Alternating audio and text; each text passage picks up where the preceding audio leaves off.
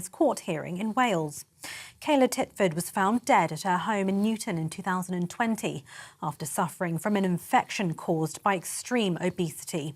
At the time of her death, she weighed nearly 23 stone and she had a BMI of 70. Her mother admitted the charge and was jailed for 6 years. Her father, who pled not guilty, was sentenced to 7 years and 6 months. Justice Martin Griffith says Kayla was subjected to sustained neglect. Suffering and degradation she experienced before she died was prolonged and significant. This was a horrifying case, a case of sustained neglect leading to the death of a completely dependent, bedridden, vulnerable, disabled child at the hands of her own parents. The Prime Minister says we must wait for the results of an official inquiry before judging the government's handling of the COVID pandemic. It comes after the Telegraph claimed former Health Secretary Matt Hancock rejected advice from the Chief Medical Officer to test all residents before allowing them to enter a care home. A spokesperson for Mr Hancock says thousands of his WhatsApp messages have been stolen and doctored to create a false story. Speaking at PMQs, Labour leader Sir Keir Starmer said some politicians have falsely portrayed themselves as heroes. Families across the country will look at this and the sight of politicians writing books, portraying themselves as heroes or selectively leaking messages will be insulting and ghoulish spectacle for them. At the heart of this is every family who made enormous sacrifices for the good of the country or who tragically lost loved ones. The country deserves better. Rather than comment on piecemeal bits of information, I'm sure the honourable gentleman agrees with me the right way for these things to be looked at is the COVID inquiry. That's why we've established the COVID inquiry. And he will know, he has mentioned it 1 or 2 times before that he was a lawyer in a previous life, that there is a proper process to these things. It is an independent inquiry. The Greek Transport Minister has resigned after 2 trains collided, killing at least 36 people and injuring more than 85. The intercity train was carrying over 300 passengers when it hit a freight train near the city of Larissa. A station master in charge of signalling has been arrested and charged with causing mass deaths through negligence. Firefighters say the death toll is expected to rise. Labour is calling for victims of the Turkey earthquakes to be granted temporary UK visas. Opposition MPs want the visa scheme to be available for families that have had to flee after quakes struck their country and Syria in early February, leaving at least 50,000 dead. Teachers went on strike today in the Midlands and eastern regions of England in a long-running dispute over pay. It's the second day of regional walkouts by members of the National Education Union, affecting 200,000 staff. Many schools were either restricted access to pupils or fully closed for the day. The union claims it has been excluded from the latest round of pay talks. Mary Bousted, General Secretary of the NEU, says the government is not cooperating. It's a stalemate at the moment. The government says it won't talk to us until we stop the strikes. We're saying that we can't stop the strikes until they begin to negotiate and, actually start to commit to the substantial negotiations that they're promising us. We can't see why they won't begin negotiations because we want to resolve this dispute, and the only way it will be resolved in the end is through negotiations. So we can't understand why they're delaying. And for our television viewers, hold your breath for this near miss on what seems a quiet residential road in West Sussex, Littlehampton. It turned into something a little more dramatic. 2 people on a moped narrowly avoided being hit by a train travelling 70 miles per hour. They rode through red flashing lights whilst the barriers were down. Police described it as stupidly reckless behaviour. TV, online and DAB plus radio. This is GB News. Now it's back to Dewbs & Co.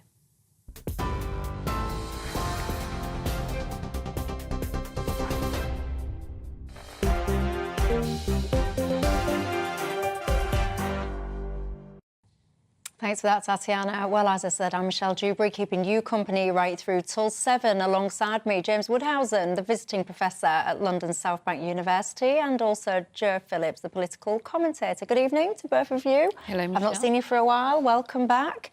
Also, you know the drill, don't you? It's not just about us three here on Dewbs & Co. It's very much about you at home as well. What's on your mind tonight? You can get in touch with me, GB Views at gbnews.uk is the email, or you can tweet me if that's your thing at GB News. Lots of you have been getting in touch already today. The main talking point in town, I have to say, did you see this? If you're listening and you're not watching, you're thinking, what is that rustling? It is the Daily Telegraph. The front page, Hancock rejected Whitty's advice on care home tests. And it goes on, ladies and gents, in case you've not seen the physical paper, page after page after page after page of this stuff. It's been referred to, actually, as... remember, was it 2009, the expenses scandal, when the Telegraph led the way on that? Well, it's been referred to. And it won't stop with today's paper. There'll be more and more over the next few days. It will definitely not stop with today's newspaper. This will rumble on and on and on. 100,000 WhatsApp messages, apparently. Get this, 4 times the amount of words in War and Peace, apparently, has been delivered. This was delivered by the journalist Isabel Oakeshott, who wrote the book for Matt Hancock. She's decided that the investigation into COVID is basically going to go on for goodness knows how long, and she wants this information to be in the public domain so that we can pick over it and reach our own conclusions. Stuart says, Michelle, I do not care about any of this anymore. COVID is over and I'm getting on with living my life. I'm going on holiday to Benidorm. Lots, he says. And Darren says, I was barely interested in any of this at the time and even less now. Tony says, we don't want any excuses on this. We want accountability. Now, just the selection of comments there shows how divided people are on this. Really, some just not interested to get over it. Other people, like myself, think that this is absolutely essential information and that we must have answers and then we must have accountability. Where do you sit, Joe? I sit with you. I mean, we do need some answers. I think this throws up many more questions, not least of all Matt Hancock's questionable judgment. I mean, for a start, he's published his own book called The Pandemic Diaries whilst he was a sitting MP before the COVID inquiry started. There would be some people who might say, what an odd choice to have a ghostwriter who is a well-known anti-lockdown campaigner in Isabel Oakeshott. She says she's putting this stuff out there. Maybe she felt like a lot of people at the weekend, seeing that Matt Hancock is going to set up a TV production company, that she thought this man has no shame. Perhaps we should bring him to account. But you probably would have thought that when he was on, what was it called, the Jungle thing? Well, the Celebrity. But I think, you know, the more serious point is that we do need to know what went wrong, but we need to know quickly. And the reason we need to know what went wrong is so that we don't make the same mistakes again. But we don't want to wait 10 years for the result. I mean, Sweden had very minimal lockdown. They had a report. It was published within a year, and an 800-page report, which is quite long, but nothing like this will probably be. France is in the middle of its inquiry, so is Italy. There are questions that need to be asked because we need to be better prepared if something like this ever happens again. And the argument is that you'd got, on the one hand, you'd got Boris Johnson saying, allegedly, let the bodies pile up. You'd got Chris Whitty and Patrick Vance saying shielding doesn't work, but you do need to do something about care homes. You've got, from these WhatsApp messages, Matt Hancock more concerned about headlines and meeting testing targets. And meanwhile, real people died and real people in care homes were not allowed to have any visitors. Were any of your relatives impacted by this? I mean, the revelations today focus a lot on care homes, but I've got to say, as Joe says, this will rumble on and on. We'll see lots of interesting things coming out over the coming days. But did you lose a loved one in and around a care home, for example? If so, how do you feel today when you see this kind of front page, etc.? James Woodhousen, where do you sit? Well, I'm all for accountability. I wouldn't stop with Matt Hancock and the care home scandal. I think, for me, rising a little bit above it, if I can try to, the main thing is that in their panic, the government, all the ministers and the care home management and the NHS management and Public Health England completely subordinated themselves to the climate of fear that they created, that the media reinforced, and therefore, as you rightly say, Joe, Matt Hancock was driven by the headlines. You can argue that, it wasn't the government running the state during the lockdown crisis, it was the state running the government and the media egging on the state. The second thing, Michelle, that comes out of it, I think, is the subordination of Hancock to the Blairite doctrine of targets. He set himself a ridiculous target of 100,000 track and trace checks and everything. He couldn't make it. He fiddled the books, just like Stalin did.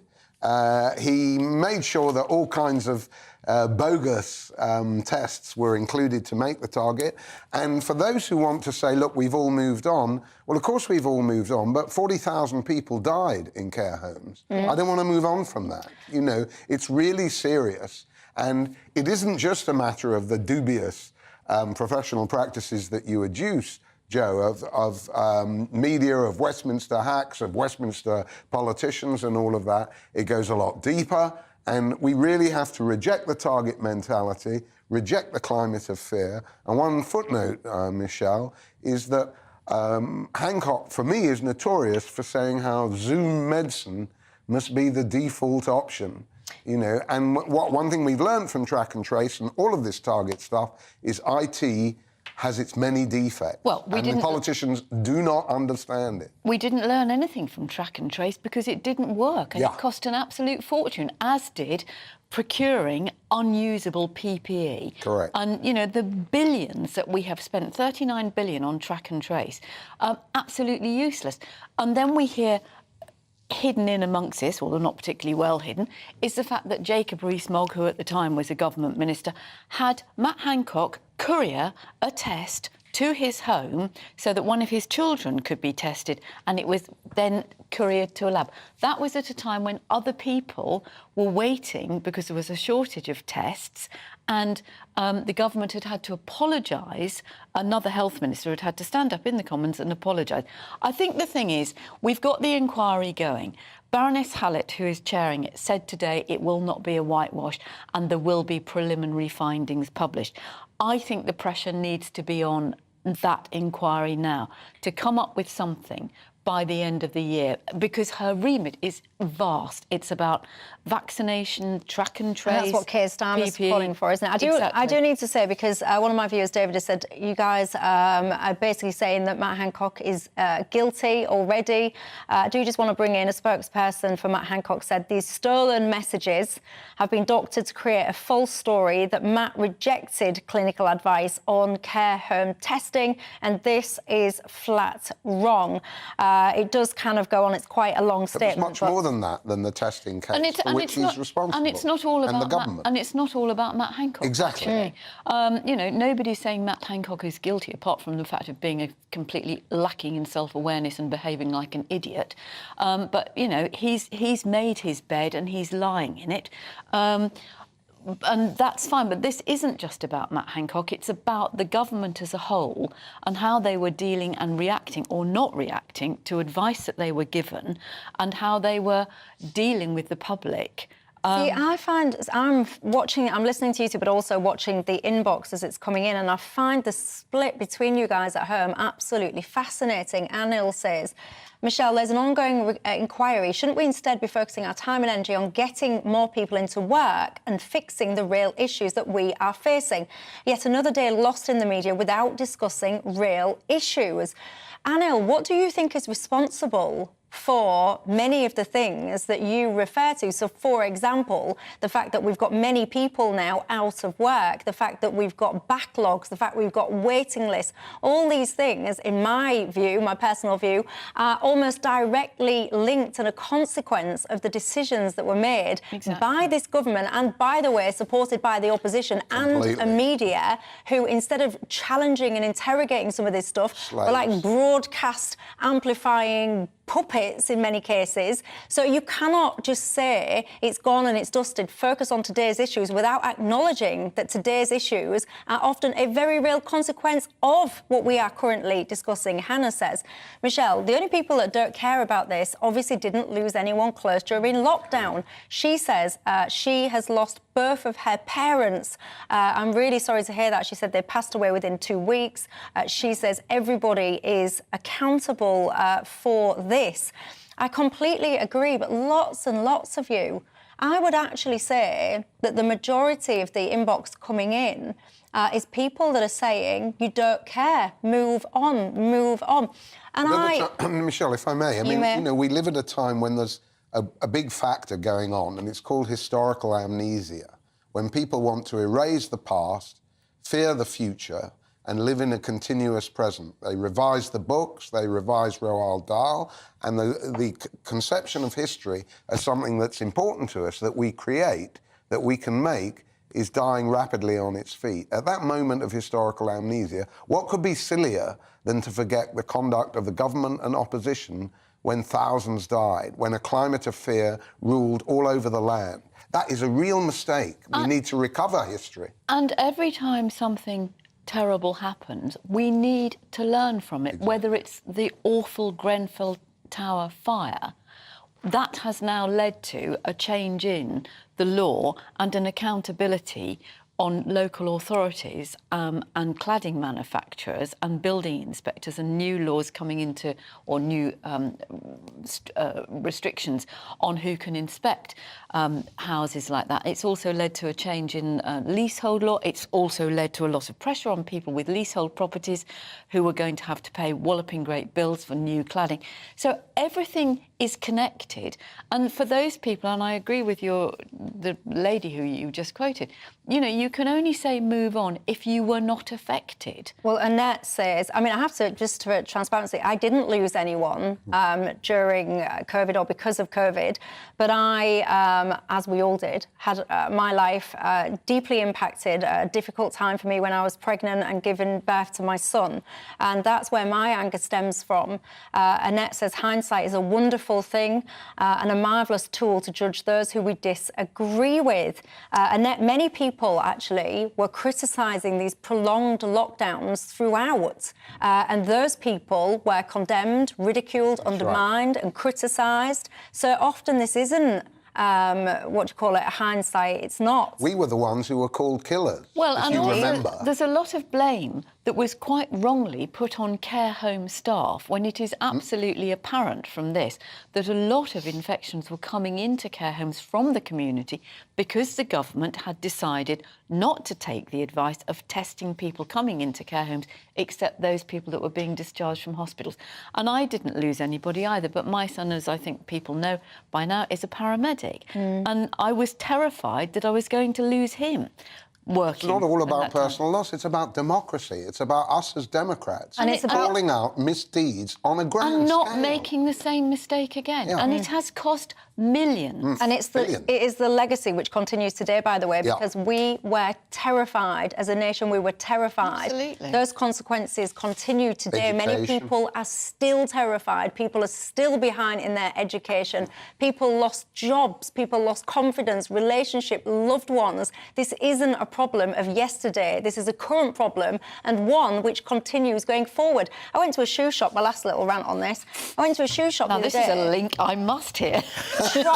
Try to get my child's foot measured for some shoes, and I was told with a straight face by the guy, we don't do feet measuring anymore. We stopped it because of COVID. I mean, what? I have no words. I do actually, but I have got to move on to a break. So I'll keep my words for another section, because when I come back, I'll have some more of your thoughts. But I want you to ponder that. If you're telling me to move on, don't you care about how life has changed? Does it not bother you? Give me your thoughts. When I come back, I want to have some of your responses, but I also want to talk to you about Jeremy Clarkson. Apparently, he's not going to continue in the future anyway to host Who Wants to Be a Millionaire. It's rumoured to be because of the column he wrote about Meghan Markle, where he said he hated her and all the rest of it. Is there a line when it comes to what you can and can't say about other people? What is that line? Who decides it? And what should the consequences be if you cross it? Tell me, and I'll see you in 2.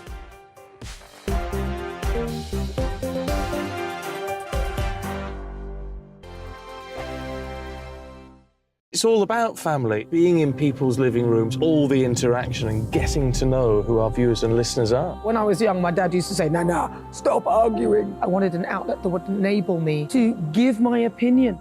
People are going through a really hard time right now, and I know that you don't feel like you're being listened to by the establishment. I came to GB News because it's the People's Channel, and I want the audience to have their say on the events of the day. We're dynamic. We do something different. Democracy shows that the wisdom of the nation is in its people. I get to travel to find out what the story is from a personal perspective. The British people aren't fools. We know when we're not being told the full story. We've got to work out how Britain moves forward from this.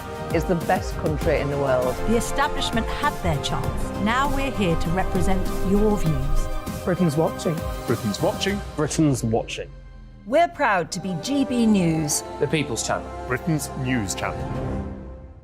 Monday to Thursday, 9 p.m. till 11 p.m. Join me, Dan Wootton. I'll bring you the sharpest takes and hottest debates. Do you not believe in prison? I don't believe in prisons. I'm completely stunned. I guarantee you there'll be no spin, no bias, no censorship. I actually was personally quite offended by it. And no reason to go to bed. So I guess they've always been quite woke. That's Dan Wootton tonight on TV, radio and online. Monday to Thursday from 9 p.m. till 11 p.m. on GB News. The People's Channel. Britain's news channel. Hello, I'm Michelle Dewbs, and you can join me every weekday 6 till 7 on Dewbs and Co. You're an inspiration to us all. Clip that bit up. Well, you are. That's my ringtone. My political ambitions those days are gone, I can tell you. She's only teasing. Go on. He's probably going to want to lay down now. I'll give him 2 minutes to have one. Let's respectfully disagree. That's what we like Absolutely. on Dewbs and Co. Come and join us. GB News, the People's Channel. Michelle Dewbs, weekday evenings at 6 o'clock. I'm Simon Evans. Join me on GB News for Headliners at 11 p.m. What's the scoop? I'll be joined by 2 of the country's top comedians. That's right. As we take a look at tomorrow's newspapers tonight. We're going to get into trouble. If it's a big story, we'll be covering it. Spill some tea on him. There we go. But we'll also have some fun. I wouldn't stick up a bank. My father didn't love me. So anyway. Headliners every night from 11 on GB News, the People's Channel, Britain's news channel. We are GB News, the People's Channel. And right across the United Kingdom. You can find us on Sky Channel 512, Virgin Media Channel 604. Freesat Channel 216. Freeview Channel 236, And YouView, Channel 236. You can also take us with you on DAB Plus Radio. with the GB News app and at the website gbnews.uk. We're absolutely everywhere. Come join us on GB News, the People's Channel, Britain's news channel.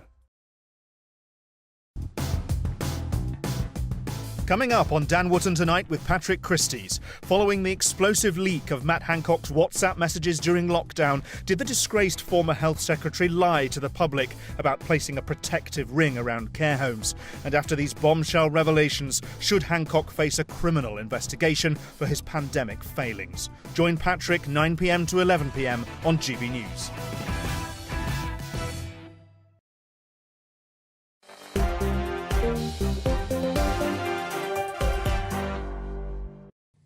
Hello there, I'm Michelle Dewbs, keeping you company right through till 7 o'clock tonight. James Woodhousen, the visiting professor at London South Bank University, is alongside me, as is Joe Phillips, a political commentator. What does visiting professor mean, by the way? I always mean to ask you that when you're on. Well, it means that I'm not there all the time. In my case, I'm not paid. They ask for the occasional lecture, I give it, there's then uproar, and they ask me back in another 12 months. So you're a rare special treat for the students. I wouldn't put it that way. I like, you can be a visiting, I'll come up with a slick name for you here. Panellist. Yes, a visiting panellist. Chris says, Michelle, here you go, yet again. Please, would you give it up? You talk as if the UK was the only country in the world to lock down. Chris, I don't care what they did in Timbuktu. I don't live there. I'm focusing on what the UK did because that's where we are, and this is where we are feeling this consequence. So many people. Les says, Michelle, your request for an inquiry is becoming an obsession. Will you get over it and move on? Alan says, you are all out of order.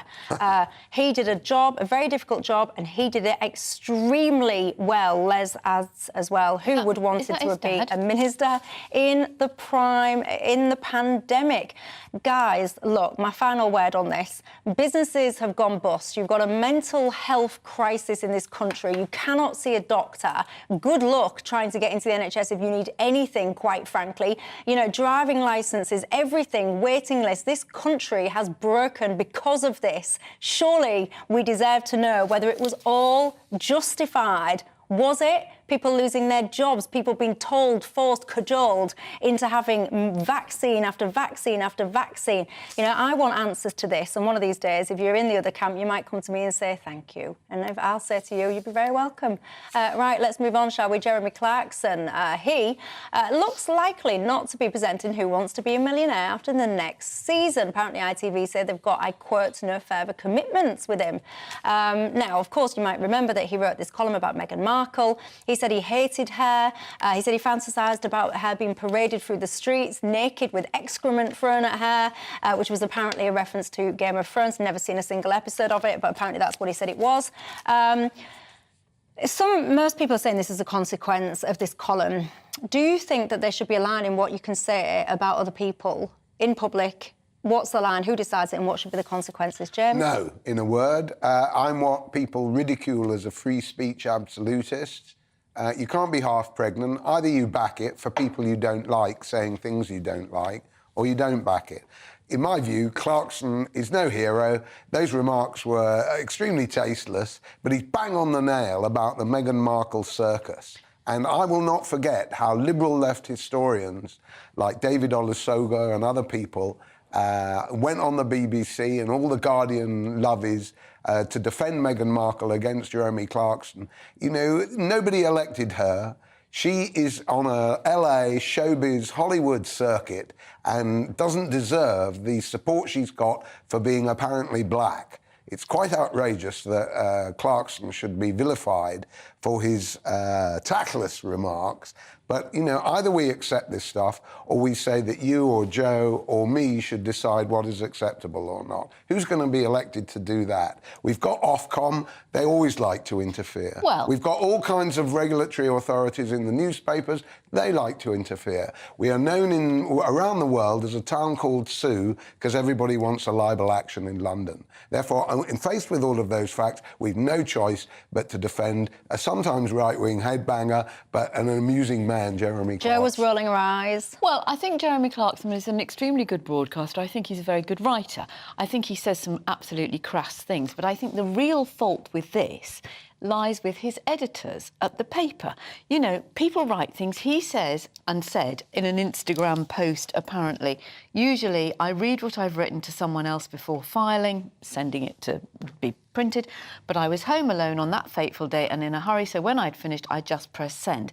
And then when the column appeared the next day, the landmine exploded. Now, whether or not you believe that, at some point, there is an editor, because the editor's job is to make sure that stuff doesn't go out in the papers, just like here, or any other broadcast, to make sure that we're not libelling somebody, that we're not telling untruths, that we're not breaking the law, that we're not inciting people to hatred or violence. It was a pretty unpleasant and nasty column. And to then say afterwards that it was alluding to something in Game of Thrones, well, I've never seen it, you've never seen it, that's two of us.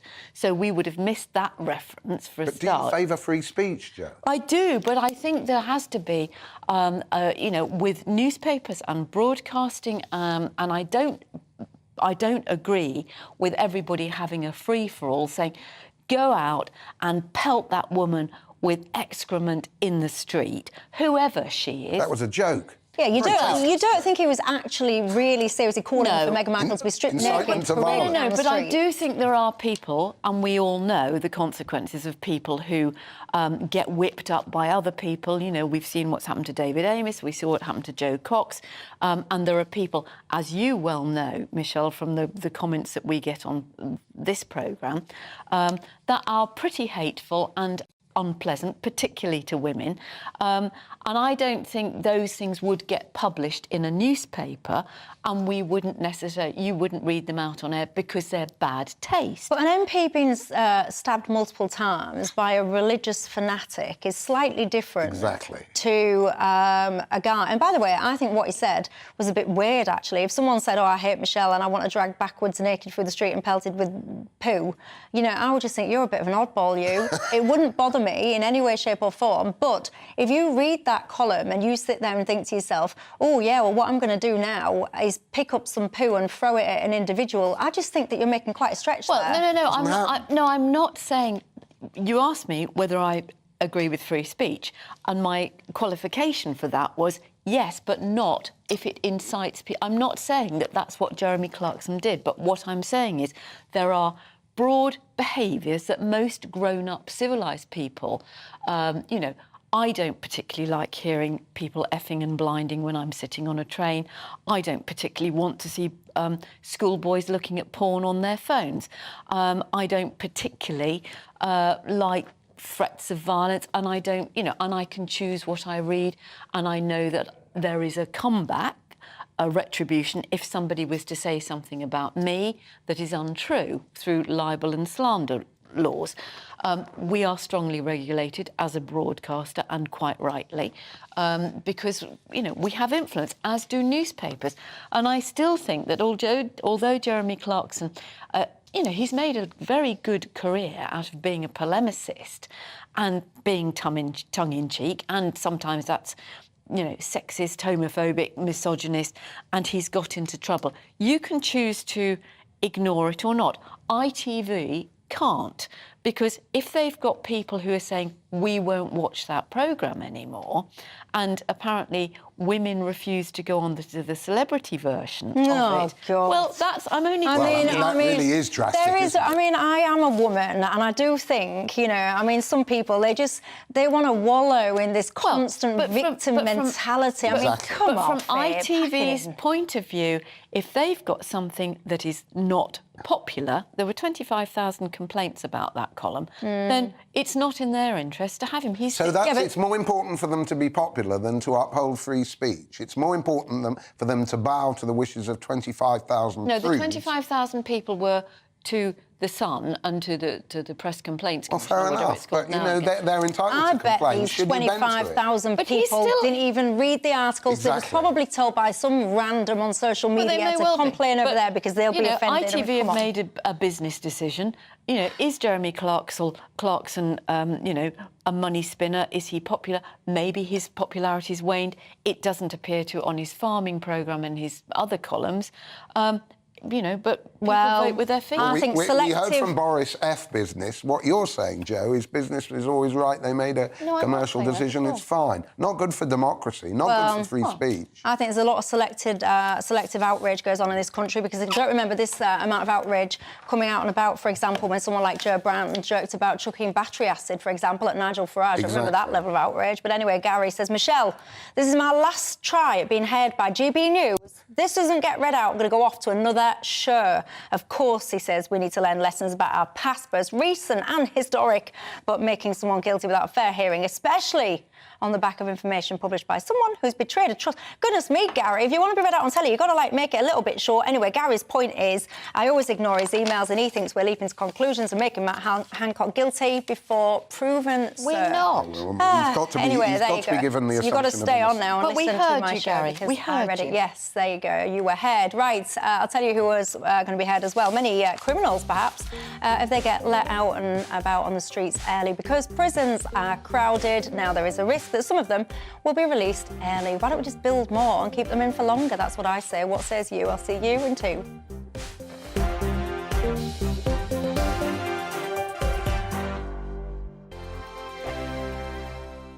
I joined GB News because I was sick and tired of not hearing my views being represented, not just mine, but so many people that I knew and spoke to. I just couldn't get my voice out there. I couldn't say anything. I couldn't do anything. Whatever the narrative was, I kind of had to follow it. GB News is there to provide a voice for those who have been ignored by the establishment media. We think different things, we've got a different style. GB News is here to be optimistic and positive about the future. It's real kind of dynamic and flowing, with the audience very much at the heart of it, like a big family.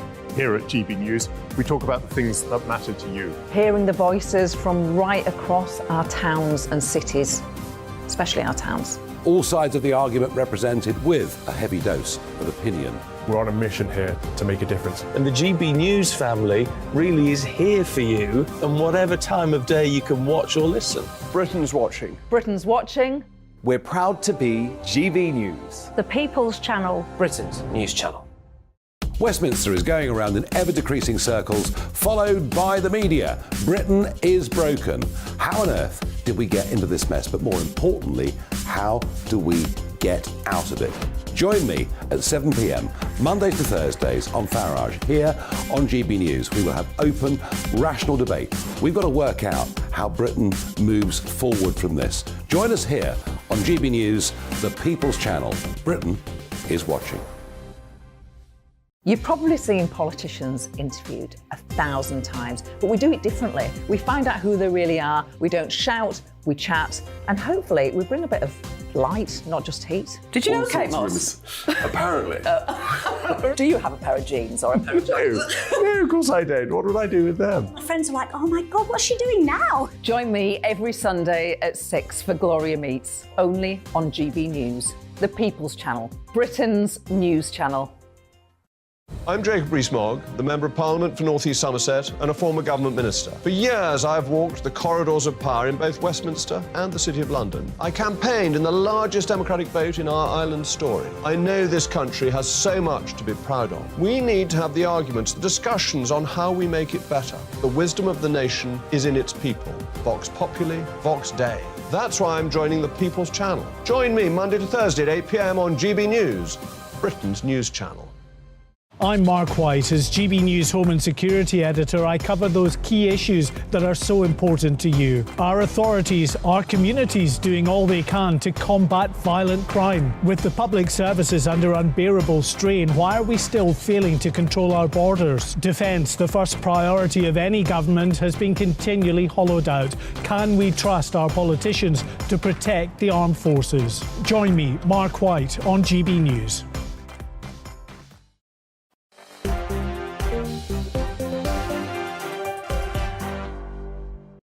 Hello there, welcome back to Dewbs & Co with me, Michelle Dewberry, right through till 7 o'clock tonight. James Woodhousen, the visiting professor at London South Bank University, and Joe Phillips, the political commentator, both keep me company. Now, the Justice Secretary, Dominic Raab, says, get this everyone, that prisoners might have to be released early because, quite frankly, we're running out of room for them. Already, you might recall that police cells have been authorised to be used for prisoners, but the jail population has apparently grown by 4,000 people in the last year, meaning there's no room at the inn. And I say inn, by the way, because if you look at half these prisons, they are like hotels and holiday camps, if you ask me, as opposed to places of punishment. But anyway, I digress. Joe Phillips, what do you make to some of this? I think it's highly unlikely that there's going to be any early release, but I think, you know, again, it goes back to all the delays. There are massive delays in the courts.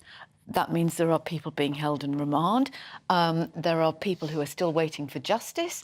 There are still people waiting for a fair hearing.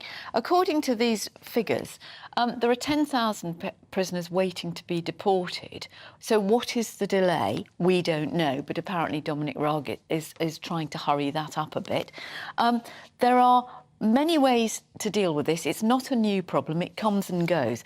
But if you start crowding more people into prisons, it makes it more of a tinderbox, more likely to be unrest and rioting, and it's very difficult for the prison officers to contain people in overcrowded prisons. The idea of building new prisons, well, there are some in the pipeline, but of course nobody wants a prison built near them. understandably, so there's planning delays. Why is it understandable? I wouldn't care if there's a prison next to me, because if it's a decent prison, then they're going to be locked up, they're not going to get out. So why does it matter? Because I don't know what the prisons are that are in the process, but it's got to go through the planning process. You know, it might be a lack of parking, it might be, you know, searchlights, who knows? But, you know, there are things that could be done. One is to hurry up. It was only a couple of weeks ago that Dominic Raab was writing about the need for prison to be a place to rehabilitate and help drug addicts. And there's an awful lot of people who are in prisons who've got drug-related problems, and actually that's more of a health problem than a criminal problem. So, you know, there needs to be a bit of joined-up thinking around here.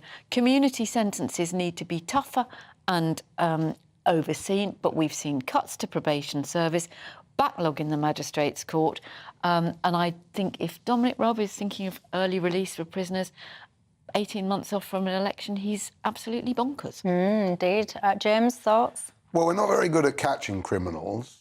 We've got other priorities, I fear. And when we do catch them, we put them in prisons that are not always hotels, Michelle. I'm sure you'll find that plenty are pretty dank and awful. Good. Well, that is good. I'll dispute that, but if they are like that, then good. Well, good, providing that the people are really guilty and have not had a bad experience with the... and are not innocent and had a bad experience with the highly flawed and dysfunctional... Hang on, Michelle. You think you should make prisons really nice, just in case someone's accidentally in there? Michelle, Go on. Go on. I'm all in favour of building more prisons. Can you staff them? That's the first. Well, exactly. I'm no liberal on this. Well, you could recruit new staff. Of course you can. There's loads of people out of work. You say, of course, but a lot of people probably wouldn't want to work in prisons. I know I wouldn't. And staff shortages are endemic in many sectors in British society. Now, can you staff them? Can you build them faster? Can they think about modular construction? Because not every cell has to be different. It doesn't have to be a new prison doesn't have to be an architectural classic.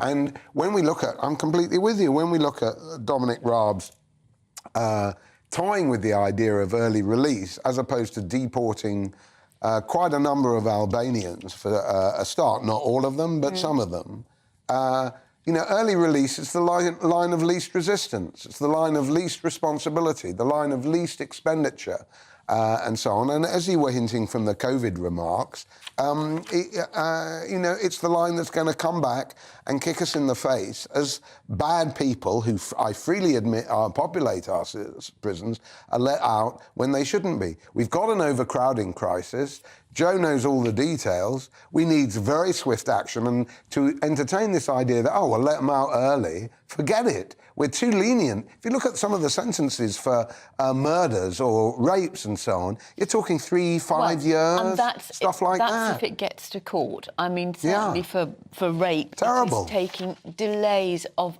over a year. Stephen has been in touch and said, Michelle, let them all out. And then you can put us in there, because quite frankly, A, would be safer in there, and B, you'd probably have a better standard of living, wouldn't we? Free meals, free gyms, free tellies, no bills, no worries. Anyway, I'll let you ponder that. I'm going to take a quick break. When I come back, I have lots and lots of feedback from you guys on most of the stories that we've been touching upon today. So I will be coming back, looking at that, and if I can squeeze it in as well, it is St David's Day. Happy that day if you are indeed Welsh or in Wales. So don't go anywhere. I'll see you in 2.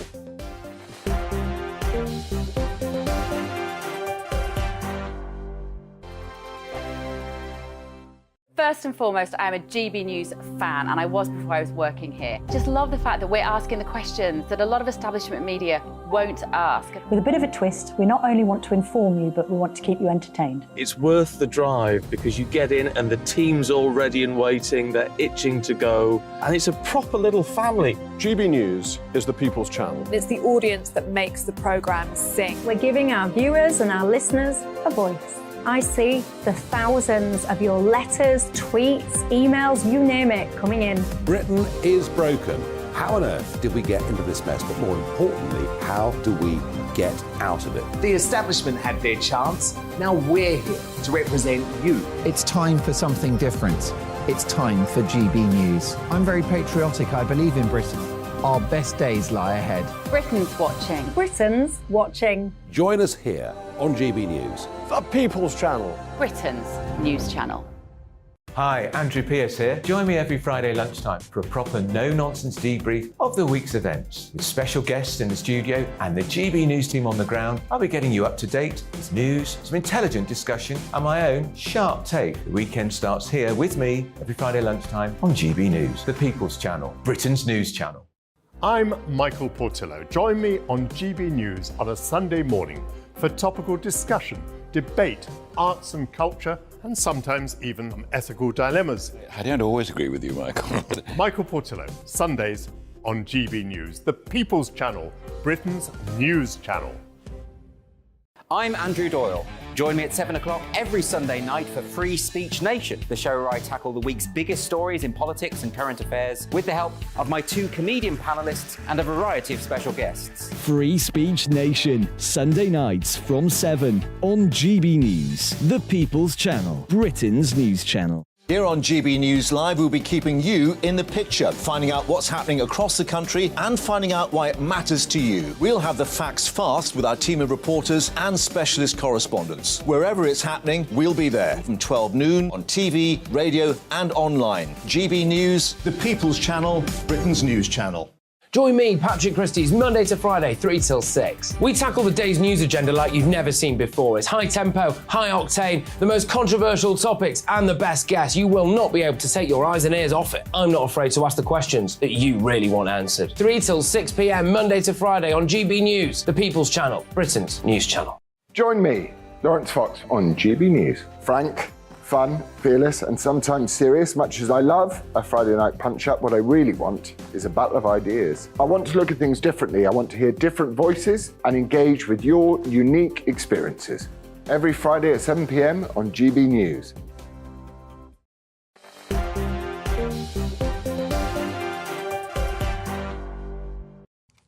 Hi there, I'm Michelle Dewbs, keeping you company until 7 o'clock tonight. Alongside me, James Woodhousen, the visiting professor at London South Bank University, and Joe Phillips, the political commentator. Welcome back, everybody.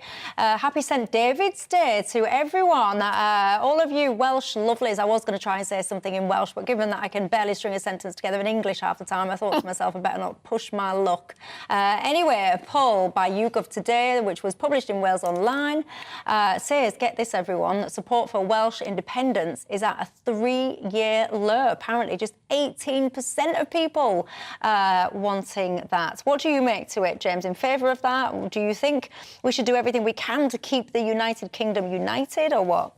Well, I'm a union man. I very much admire the history of the Welsh working class, the miners' next step, and everything that happened around the First World War. They were some of the great opponents of the First World War. And I love Wales, what I know of it. I haven't been there for too long. That's one thing.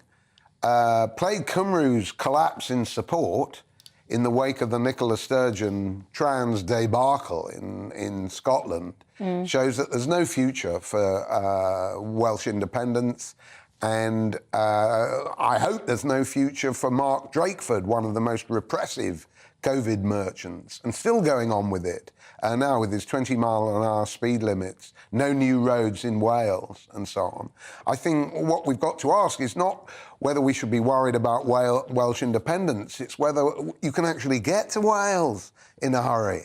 You know, what with the trains, the planes, the roads, you know, it's hard for them to get out, it's hard for us to get in, and that's a big threat to the union. As for the Welsh, I think they're well rid of Plaid Cymru. They will be well rid of Mark Drakeford and the Labour Party. And, you know, the Tories are just not existent in Wales. Probably a good thing. Joe Phillips? Well, I think the survey is interesting because it does mirror, as James has slightly alluded to, a drop in support for nationalism in Scotland. But what it also mirrors exactly the same. It isn't the same as people saying they want to stay in the Union. What's happened, I think, is that since 2016, Brexit, then followed by COVID, there was a great support for independence in Scotland and Wales. And what's happening now is that I think the people, and this YouGov poll shows, that the voting to stay in the UK is pretty much the same. So it's more about how people don't know who they would vote for if there was an election tomorrow. And I think they're also useless. Well, that's possible, but, you know, I won't hold to that, because if we stop voting, we give up on democracy. But why vote for useless people? If you were running, Joe, I might be persuaded. Well, funnily enough, I did, but that was a long time ago, and I didn't make it, so you weren't there to vote for me. But I think the important and interesting thing is that, you know, when the SNP and Plaid Cymru had the retail offer of independence, it was very easy for people to go, oh, yes, Brexit, I don't like it, whatever. Now, I think people are thinking, well, what else have you got to offer? And we'll see what happens when we get to the local elections in May. Will you vote, by the way, at the local elections in May? Absolutely. I've never voted at a local election in all my life. I have no intention of starting now. It's really important. Why? What a crowd of rascals we've got in local government everywhere. No, we haven't. Local government touches people's lives in a way that Westminster doesn't. Too right it does. And it is much more accountable, and we need to hold those With all the consultation surveys they do not before all of local them. traffic network, Not all of them. which they then ignore. Well, I'm sure we will discuss this in the run-up to May, and I'm going to try and persuade you to vote. You'll have to do a better job than that. Vote for You've you, not Jo. sold it on me, I've got to be honest. Lots of you guys getting in touch about the prisons as well. One of you just sent me a message. Who is this? Janine, I think you're called. You say you live next to a prison in Scotland. You forget it's there. You've never heard a peep from the place. You're probably quite safe being there, actually. The amount of Maybe they've all security staff and stuff you've got there. Well, I hope not, Joe. I hope they're, like, nice and quietly in there. Derek says, you're talking about prisoners being released early, Michelle. They're always released early. So many people do not serve the time that they are given. Correct. He says it's absolutely madness. I completely agree with you. Barbara says, Michelle, can we just bring back capital punishment, please, for the worst of crimes? That would free up some space. Cool, blimey, Barbara. Chucking that one in there towards the end Free of up my some show. space. That will definitely... Nice line of argument. That will Killer. warrant a longer debate on a different show, I think, I have to say. But that is a sentiment that's come through a few places. Peter says, Michelle, this is my last attempt to tell you, will you move on? What? He puts it in capitals, so he's desperate. He definitely means business, does Peter. Move on. He wants me to stop talking about COVID. Colin. We've been talking about Wales. Colin says, Michelle, why are you so full of negativity? Please, will you move on about COVID? No, I won't, actually. Peter and Colin and everyone else that's asked me to do the same. No, I will not. It's not just about the vaccines, it's about democracy. I've only mentioned the vaccines Exactly. once. I'm high-fiving myself internally, actually, for only managing to do it once. I've kept a button on it. Democracy. People, I mean, I don't want to go back in the circle, but people were forced to die on their own. You was not allowed to go to the funeral of your loved ones. Your children had their education disrupted and still do to this day. People lost their businesses, their livelihoods, their sanity in lots of places. The Queen had to sit alone, and I'm a Republican. Yeah, I want to know whether or not it was justified. So no, I will not stop, actually, until we get the answers that we deserve. Anyway, look at the time. It flies when you're having fun. Thank you very much for visiting us, the visiting professor visiting us tonight. What a treat. Thank you very much, James Woodhousen. Thank you very much, Joe Phillips. Don't forget, everyone, Joe Phillips will be keeping me company in Doncaster. Yes. Won't you? On Budget Day, so don't forget about that. If you haven't got your tickets, get online and get them now. Do not miss out. But I'll see you tomorrow. Have a good one. Good evening, I'm Alex Deakin, and this is your latest weather forecast from the Met Office. A few showers around this evening, but they'll fade.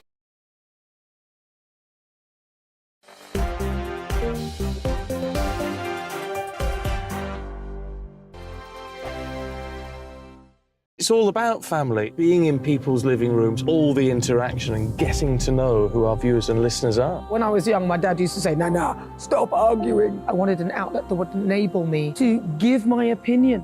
People are going through a really hard time right now, and I know that you don't